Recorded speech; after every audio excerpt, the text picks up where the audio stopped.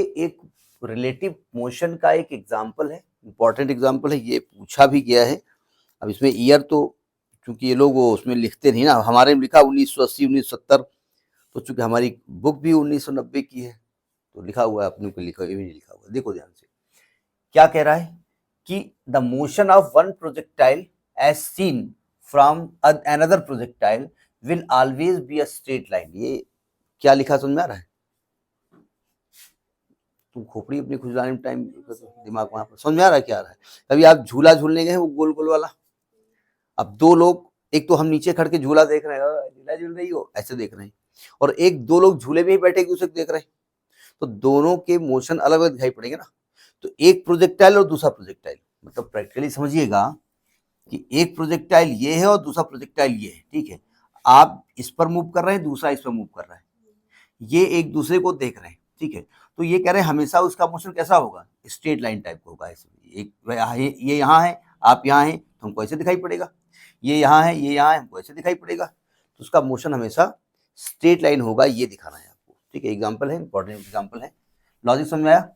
तो अब यहाँ दो प्रोजेक्टाइल लेंगे, हम कहेंगे दोनों की वेलोसिटी u1 u2 लेंगे और दोनों α1 α2 एंगल पे उसको प्रोजेक्ट करेंगे, ठीक है। और थोड़ी देर बाद उनकी अलग अलग लोकेशन बताएंगे, मतलब समय एक लेंगे लेकिन लोकेशन अलग अलग बताएंगे। तो लिखो कहानी जरा।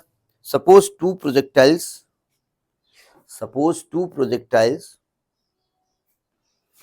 Are projected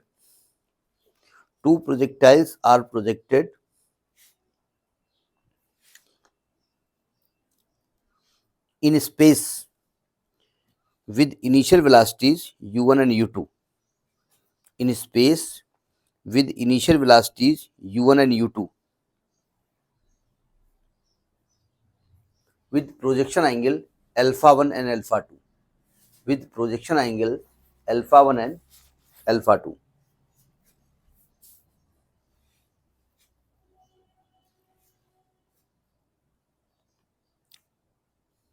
Let after time t their positions are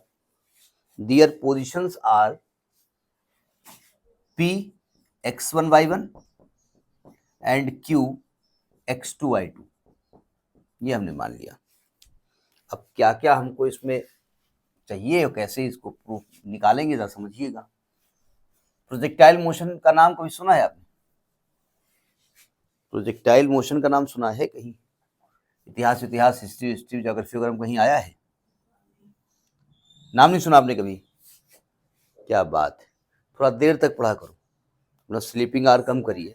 class 11th में प्रोजेक्टाइल पढ़ाया गया है, तो इतना पुराना आप बात करो, कहाँ से याद रहेगा है? हम सोचे भी करंट की बात हो रही होगी। एक प्रोजेक्टाइल ये है और एक प्रोजेक्टाइल ये, जानबूझ थोड़ा बड़ा बनाया, ठीक है। यहां से पार्टिकल जो प्रोजेक्ट किया गया u1 वेलोसिटी से और दूसरा प्रोजेक्ट किया गया u2 वेलोसिटी से। पहला α1 एंगल से किया गया, दूसरा α2 एंगल से किया गया। टी समय स्टार्ट्स फ्रॉम दिस पॉइंट, 0 समय से, दोनों से एक साथ किए गए। दोनों टी समय पे हमने देखा ये भाई साहब पहुंच गए पी पॉइंट पे, ये भाई साहब पहुंच गए क्यू पॉइंट पे। होता है बहन जी पहुंच गई क्यू पॉइंट पे, ये पी पॉइंट पे पहुंचा, ये क्यू पॉइंट पे पहुंचा, ठीक है। इसका कोऑर्डिनेट क्या आपने बताया, x1 कामा y1, इसका क्या बताया x2 कामा y2, ठीक है।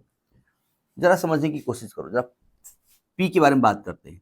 x1 y1 का मतलब मैं ये कहना चाहता हूं ये डिस्टेंस x1 है और ये डिस्टेंस y1 है, सही कर रहा हूं मैं? यानी जो x1 डिस्टेंस है, बिल्कुल जो प्रोजेक्टाइल जिसको दिमाग में होगा वो फट से पकड़ लेगा इसको।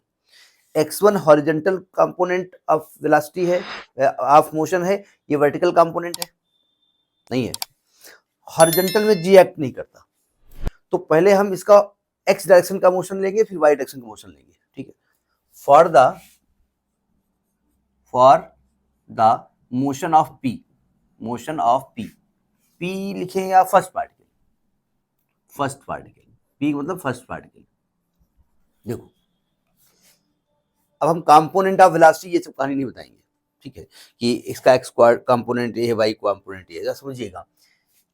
इसमें दो मोशन हो रहे हैं, तो फॉर इट्स हॉरिजॉन्टल मोशन,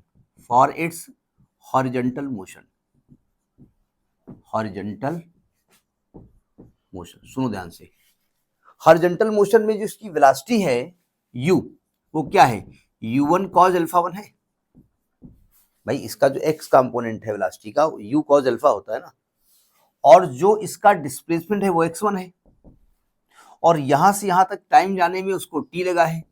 तो अगर आपके पास u हो, वेलोसिटी हो, डिस्प्लेसमेंट हो और टाइम हो, तो कौन सा इक्वेशन लगाएंगे यहाँ पर? इनको इंटर कनेक्ट करना पड़ेगा, किसी इक्वेशन से जोड़ना पड़ेगा। कौन सा इक्वेशन लगाएंगे? अब आप इक्वेशन सोच रहे हैं क्यों, तो हाई स्कूल था, और ये हमने मैथ मैकेनिक्स में भी प्रूव कराया है। देखिए जनरली हम इक्वेशन पढ़े v बराबर u plus A T, gravitation में तो जी टी यूज करेंगे, s बराबर U T plus half A T square या जी टी स्क्वायर, और v स्क्वायर बराबर यू स्क्वायर प्लस 2gh, ये पढ़ा है हमने। ये इस्तेमाल तब करेंगे जब एक्सेलरेशन लगेगा। ये क्लास 11 से चिल्लाता टीचर आ रहा है कि हॉरिजॉन्टल में जो कोई भी एक्सेलरेशन नहीं काम करता, ग्रेविटी नहीं काम करती, तो यहाँ पर सिंपली आप लिखेंगे distance is equal to velocity into time, यानी x1 is equal to velocity होगी u1 cos alpha 1 into time t। तो यहाँ से टाइम की वैल्यू क्या निकलेगी, ना निकालिए, ठीक, हमको कोई पाथ थोड़ी निकालना है। And for its vertical motion,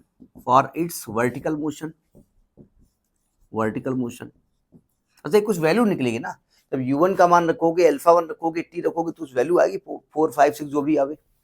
तो वर्टिकल मोशन देखिए जरा ध्यान से, जो उसकी वेलोसिटी है वर्टिकल वो है u1 sin अल्फा 1, और जो वो हाइट कवर किया है उसने y1 कवर किया है, और टाइम उसको लगा है t। अब कौन से क्वेश्चन लगाएंगे? यहां लगाएंगे h बराबर U T minus half g t square, ठीक है, यानी ये लगेगा y1 is equal to u मतलब u1 sin alpha t minus half g t square. समझ में आ गई बात? ये पहली बॉडी के मोशन के बारे में हमने बात की है, ठीक है। And that of for second body, अब यहां लैंग्वेज नहीं लिखेंगे हम, जरा सेकेंड बॉडी को देखिए, ये वाली जो बॉडी हो रही है, ये इसकी लोकेशन आप x2 y2 कह रहे हो ना सेम टाइम पे। क्या मैं कह सकता हूं कि इसका मतलब क्या हुआ कि ये डिस्टेंस x2 है और ये हाइट y2 कह सकता हूं ना?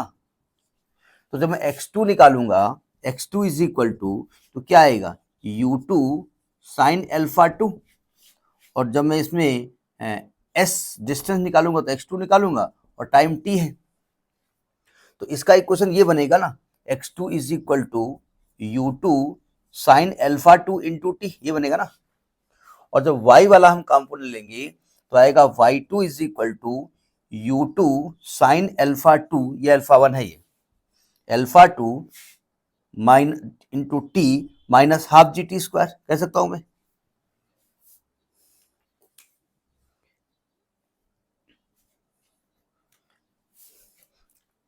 अब मैं इसका स्लोप निकालने जा रहा हूं, पी क्यू जो है ना ये लाइन, इसका स्लोप निकालने जा रहा हूं। स्लोप नहीं निकाल रहा हूं, निकाल स्लोप ही रहा हूं, लेकिन मैं निकालूंगा y2 minus y1 upon x2 minus x1। ये अगर एक फिक्स वैल्यू के बराबर आ गया तो हम कहेंगे स्ट्रेट लाइन का इक्वेशन है, ठीक है, नोट कर लिया। इसको जरा यहां रब कर दें।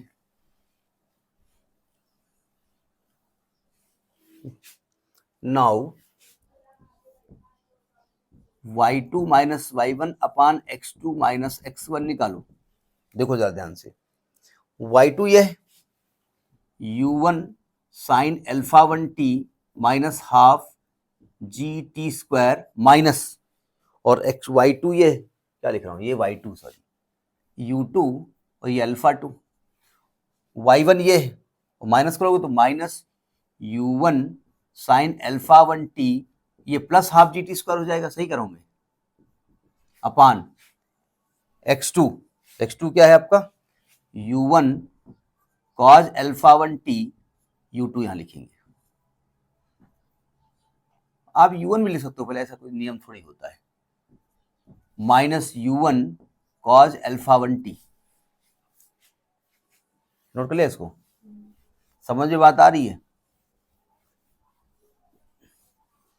ये जो कूड़े वाली गाड़ी जाती है, म्यूजिक बजाती है, और फेसबुक हमारे में स्ट्राइक देता है कि आपने सोनी का म्यूजिक यूज कर लिया, मतलब म्यूजिक यूज कर लिया आपने। अब म्यूजिक यूज कर कोई सब्जी वाला, आजकल तो कबाड़ी वाला वही म्यूजिक बजाता हुआ जाता है, तो कहाँ तक आप बात करेंगे? आप संसार सोसाइटी में रहोगे तो गड़बड़ तो आए हो गई है, कट गया। तो y2 minus y1 upon x2 minus x1 is equal to u2 sine alpha 2 minus u1 sine alpha 1 upon u2 cos alpha 2 minus u1 cos alpha 1। पहुंची यहां तक? ये एक फिक्स वैल्यू आएगी, इसको हमने नाम दे दिया m से। तो ये क्या आ गया, y2 minus y1 upon x2 minus x1 is equal to m मान लिया आपने। जरा समझने की कोशिश करो, क्या मैं कह सकता हूं x2 माइनस x1 ये वाली दूरी है, क्यों ये वाली दूरी, और y2 माइनस y1 ये दूरी है, यानी ये x कहलाएंगे y कहलाएंगे, हो गया, ठीक है।